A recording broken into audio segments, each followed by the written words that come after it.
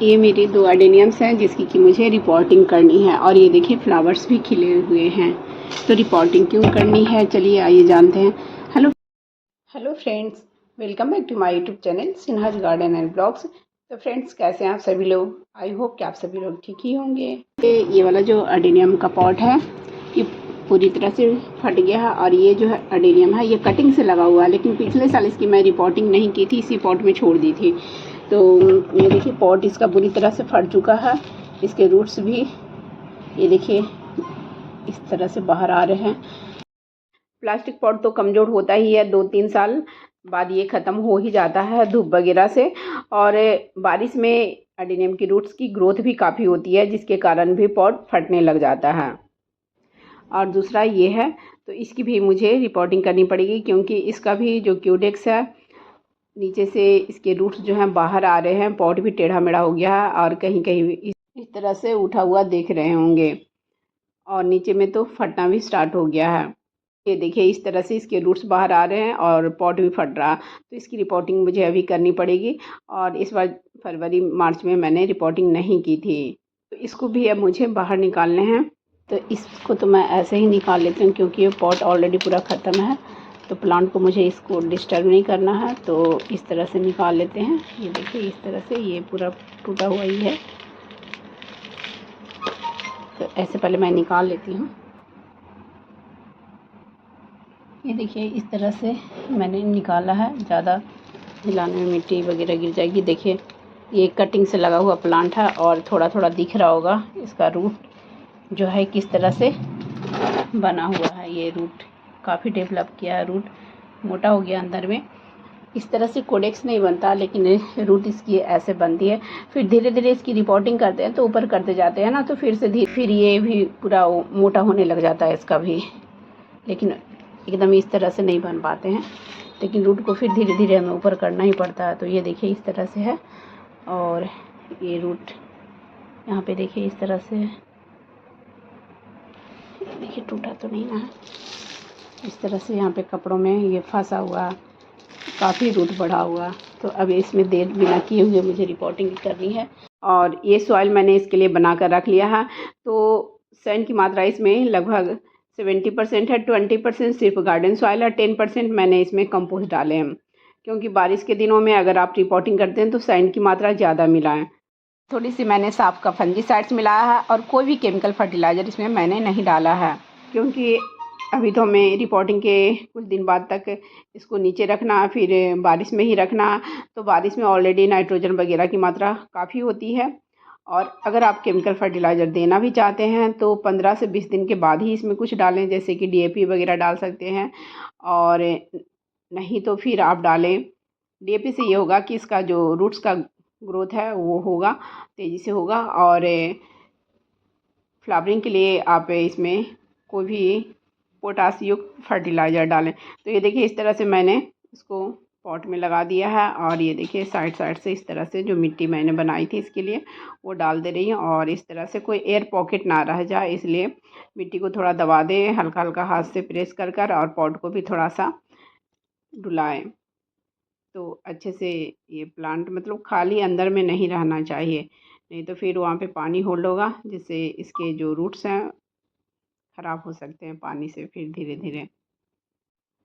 और इस तरह से मैंने रिपोर्टिंग कर दी है। अब इसमें पानी डाल सकते हैं, लेकिन अभी इसको 2-3 दिन तक से रिप्लेस में रखें, उसके बाद अब धूप में रख सकते हैं, और फंगीसाइड्स मिला हुआ ही पानी डालें। अब इसे निकाल ले रही हूँ। ये देखिए हल्का हल्का, पता नहीं निकलता है आसानी से कि नहीं, क्योंकि इसके रूट से इस तरह से बाहर है, इसी के कारण दिक्कत है। और ये देखिए इस तरह से इसको इस तरह से थपथपा कर ही निकालें, क्योंकि ये देखिए कहीं कहीं निकला हुआ है, इसलिए निकालने में थोड़ी दिक्कत होगी। देर से निकलेगा लेकिन निकलेगा। तो ये देखिए थपथपाने से ये मिट्टी चारों तरफ से छोड़ दी है। अब इसको मैं बाहर निकाल लेती हूँ। होल से रूट्स बाहर निकले हुए थे, उसको भी बचाते हुए मैंने निकाला है। और ये देखिए डैमेज नहीं हुआ है, थोड़ा सा यहाँ पे ऐसे जैसे ख़राब सा लग रहा, तो वैसा कुछ वैसे नहीं हुआ है। अगर ये ख़राब हो जाता, टूट जाता, तो फिर अभी इसकी रिपोर्टिंग हम नहीं कर सकते थे तुरंत। फिर इसको हमें फंजीसाइड्स लगा कर रखना पड़ता, ट्रीटमेंट करना पड़ता इसकी।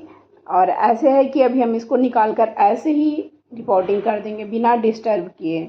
तो एडेनियम की रिपोर्टिंग बारिश के समय में अगर आप करते हो तो बिना डिस्टर्ब किए हुए करें तो ज़्यादा अच्छा होगा। निकाल कर तुरंत लगा दें तो फिर एडेनियम को कोई प्रॉब्लम नहीं होगी। अब रही पॉट की बात, तो इस पॉट में लगा हुआ था, तो इस पॉट में फिर हम दोबारा नहीं लगा सकते क्योंकि ये पॉट ऑलरेडी छोटा हो रहा था, और थोड़ा उठा कर भी लगाएंगे तो भी नहीं होगा। तो इसके लिए मैंने एक पॉट रखा हुआ है, एक स्वेलो पॉट जिसमें कि एडेनियम पहले लगा हुआ था जो रॉट हो गया था, तो इसी पॉट में मैं इसको लगा दे रही हूँ।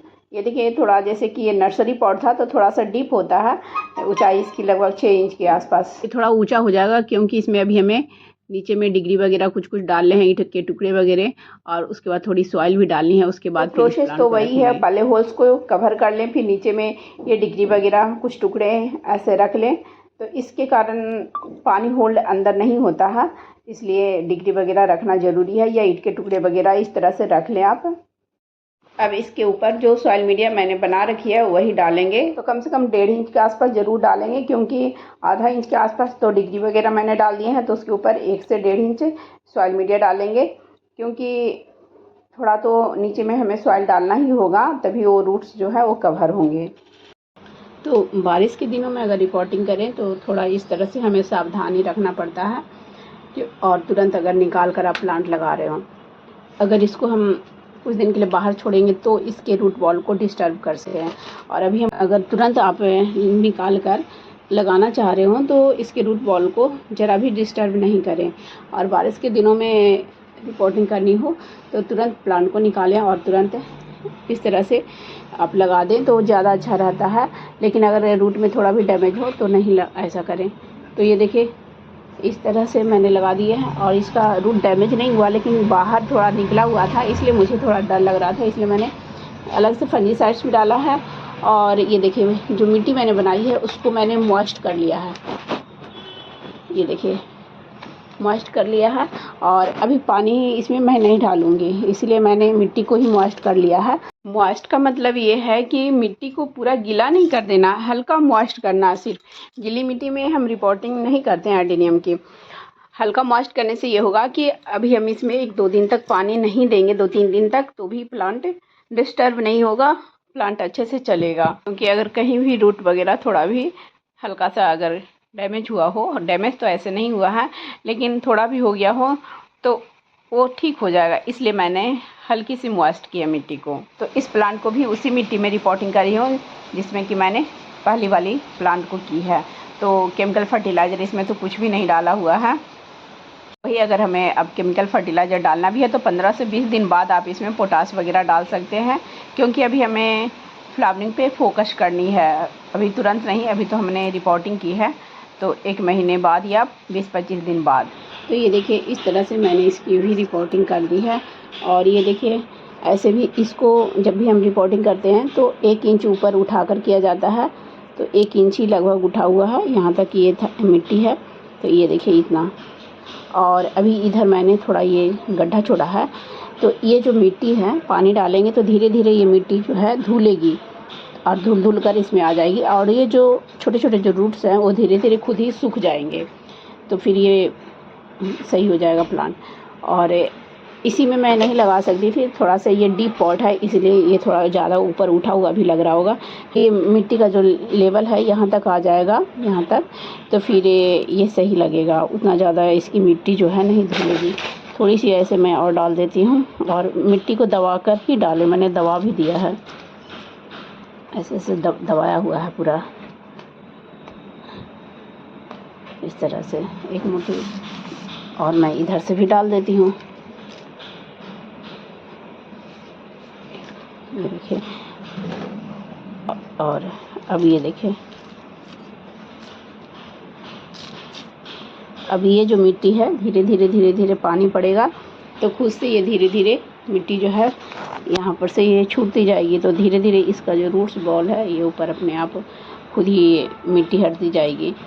तो 1 इंच लगभग है, 1 इंच से थोड़ा सा ज़्यादा भी डीप दिख रहा है, लगभग 1.5 इंच के आसपास दिख रहा है, तो आधा इंच ये भर जाएगा, तो 1 इंच के आसपास ये लगेगा। ऐसे अभी आपको देखने में ज़्यादा लग रहा होगा। तो इस तरह से इसकी मैंने रिपोर्टिंग की। और ये देखिए, पानी अभी आज नहीं डाल रही हूँ, कल डालूँगी, तब तक जो रूट्स बाहर निकले हुए थे वो सेट हो जाएंगे। फंजीसाइड्स मैंने डाल दिया है, तो वो सही हो जाएंगे। ऐसे उसमें डैमेज नहीं था थोड़ा भी, लेकिन डर लगता है, बारिश का दिन है। लेकिन ये सॉइल जो मैंने बनाया है मॉइस्ट है, और इसमें कोई भी केमिकल फर्टिलाइज़र नहीं डाला हुआ है, और वर्मी कंपोस्ट भी डाला मैंने तो बहुत कम मात्रा में डाला है। तो इसलिए और मैंने कल ही मिट्टी को बना कर रखा था, तो उसका जो कंपोस्ट का गर्मी है वो निकल चुका है ऑलरेडी। तो इसलिए मतलब ऐसे कहा जाता है ना कि कोई भी केमिकल फर्टिलाइज़र वगैरह डालते हैं तो पानी ज़रूर डालें, नहीं तो वो ख़राब कर देता है प्लांट को। तो मैंने यहाँ पे कोई भी केमिकल फर्टिलाइज़र अभी डाला ही नहीं है, बारिश का समय है तो अभी नहीं डालिए। जैसे DAP वगैरह डालते हैं तो अभी ना डालिए, नहीं डालिए तो ज़्यादा अच्छा। अब आपको डालना भी होगा तो 15 दिन के बाद इसमें कोई केमिकल फर्टिलाइज़र डालें, जैसे कि पोटाश वगैरह डालें तो फ्लावरिंग होगी। तो इस तरह से मैंने इन दोनों एडेनियम प्लांट्स की रिपोर्टिंग की। तो बारिश के दिनों में अगर आपको किसी कारण बस एडेनियम प्लांट्स की रिपोर्टिंग करना पड़े तो इसी तरह से आप भी रिपोर्टिंग करें, और सॉइल मिक्सचर भी इसी तरह से बनाएं।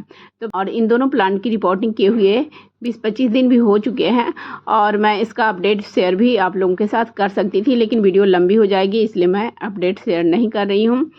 तो फ्रेंड्स, मेरी वीडियो अगर अच्छी लगी हो तो प्लीज़ मेरी वीडियो को लाइक करें, शेयर करें एंड कमेंट्स करें, और मेरे चैनल में जो पहली बार आए हों तो प्लीज़ मेरे चैनल को पहले सब्सक्राइब कर ले, बेल आइकन्स को भी प्रेस कर दें ताकि जब भी मैं अपनी न्यू वीडियो डालूँ तो उसकी नोटिफिकेशन आपको समय से मिल जाए। Bye bye friends, thanks for watching. मिलते हैं फिर नेक्स्ट वीडियो में।